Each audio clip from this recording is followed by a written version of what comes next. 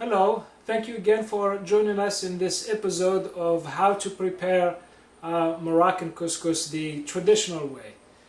Today I have invited a couple of my friends to enjoy this dish with us over here at home with my family.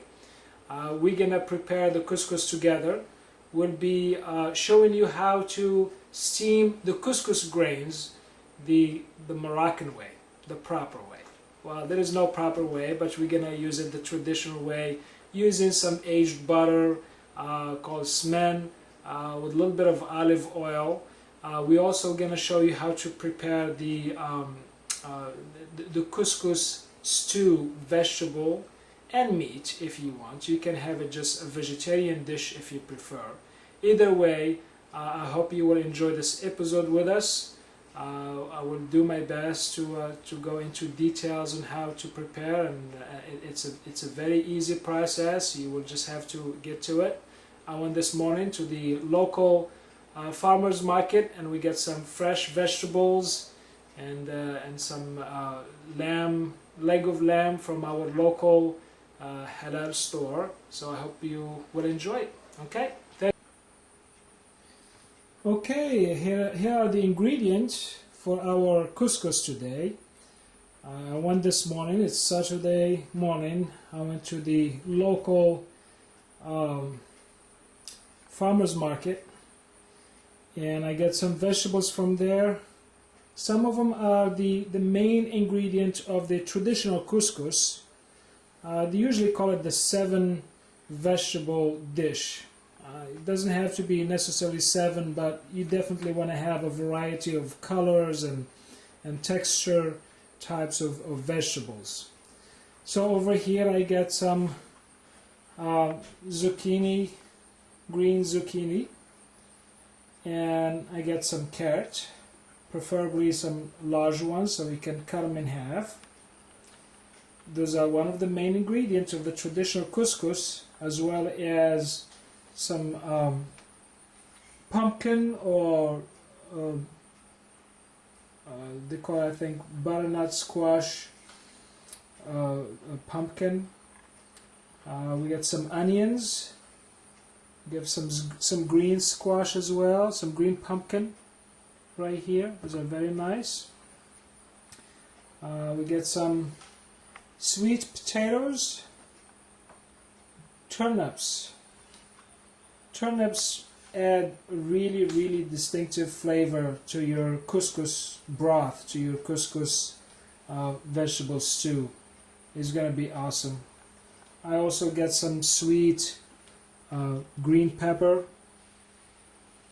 These are not hot, they're not spicy, they're just nice and sweet. They add a very distinctive flavor to the dish. I found them having some, the local market also, they had some yellow pepper. You don't have to, but if it's available, why not? I think I already said some sweet potatoes. My kids love it.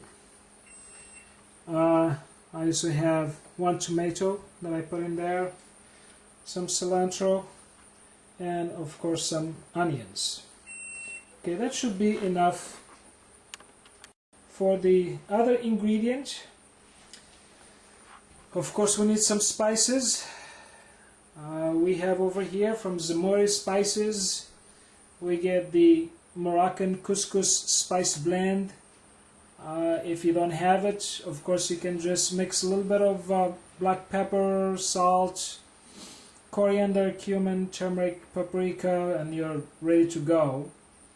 And if you want to add the full flavor of Moroccan spices into your dish, you can add 2 tablespoons of this Moroccan couscous spice blend that comes in different size and different quantities. Of course, a little bit of salt and some olive. Zamori Spices offers a nice brand of olive oil from South Morocco, Agadir olive oil. It's unrefined oil. It's really nice and strong. It has a very nice fruity flavor. You can as you taste it and as you eat it, and you dip in it with a piece of bread as if you're eating the olive fruit itself. I mean, it's very, very strong and flavorful. It will add lots of flavor to your dish. We have some smen or aged butter. Mainly, I will put some in the stew, but I will use most of it to prepare the couscous grains. While I'm steaming the couscous grains, I'm going to add some of that, some of the olive oil, a little bit of salt into the grains. I will keep them nice and fluffy and full of flavor. It's just going to add an awesome flavor to your couscous grains. That's what makes it authentic.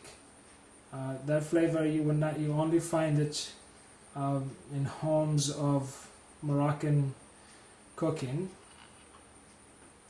Okay, what else we have over here? You can have this dish entirely vegetarian. You don't have to prepare any meat or anything like that. But if you do, over here I have some pieces of lamb, leg of lamb. You can have shoulder. You can have any cut that you would prefer, or you can ask your local butcher to give you a nice cut for any stew meat, and that should work. You can use lamb, beef, or anything that is legal in your state, I guess. Okay, a couscousière. This is a couscousière. It comes in two separate. It's a set of two separate dishes.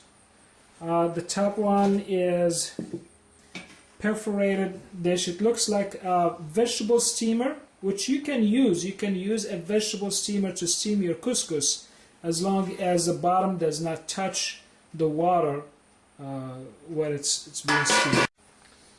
Okay, and the bottom one is used to cook the stew.